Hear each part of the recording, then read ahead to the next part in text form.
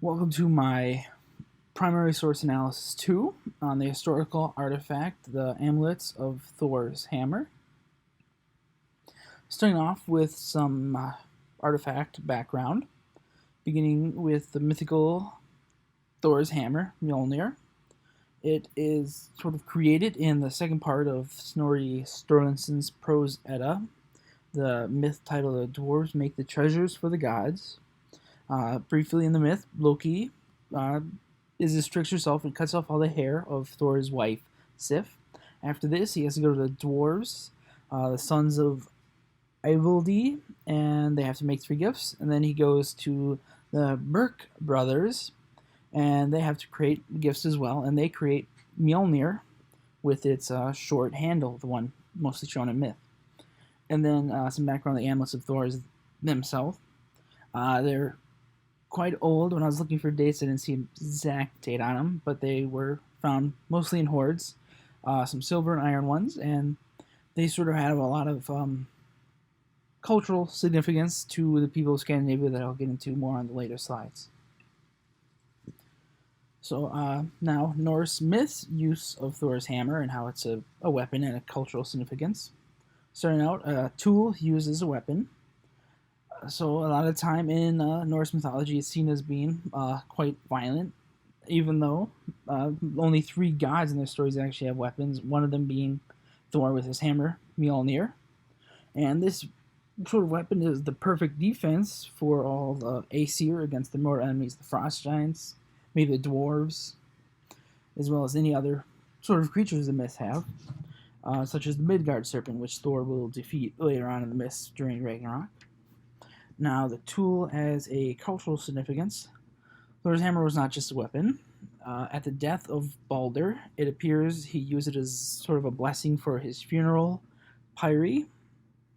This could later tie into what Thor's amulets are used as for the people, the cultural significance for them.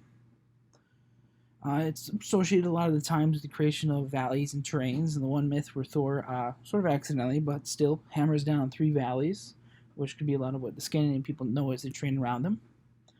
And sort of like most myth, the thunderbolt is tamed throughout religion and regions. Thor is no different with his magical hammer, calling down thunderstorms that bring with them rain that helps the crops grow for the Scandinavian people. Now, the amulets of Thor themselves. Thor's hammer. Culturally, there's been about 50 of these discovered, 50 of them usually in hoards because of their value with the silver. They were largely meant to be worn as necklaces or attached to one's clothing like a pin. And, well, as the hammer was the greatest tool for defense for the people's gods that they worshipped, they could now wear Thor's hammer in the belief that it would offer similar protection to them. Found even earlier versions of this hammer, Thor's hammer's amulets. They would be made of iron, and they'd have iron necklaces. These earlier hammers were more closely associated with cremations and for blessing burials, sort of like Thor's hammer could have been in myth around Balder's funeral. And there's a possible belief that it also sort of helped bless bridal couples. In Sweden, they believe there was a tradition where the hammer would be placed in the bridal bed to bless the marriage. And then, as well as in Iceland and as well as other settlements, they believe that Thor's hammer would become a symbol for making boundaries and territory. Now, the effect of Christianity on this amulet of Thor and sort of the culture, when they started to have a large amount of conversion and people started to go away from paganism a little, they looked at this sort of as an upside-down cross when people wore it. Even though historians believe there is no real Christian effect on the Thor's hammer, they still saw it as a sort of anti-symbol against Christianity, and it became something they wanted to destroy. Reasons for researching this artifact. For my final research paper, I am kind of doing topics similar to this, so I want to focus on this a little bit, so it's good to research it early.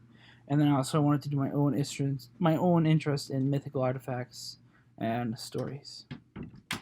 So, my works cited. Thank you so much for listening to this.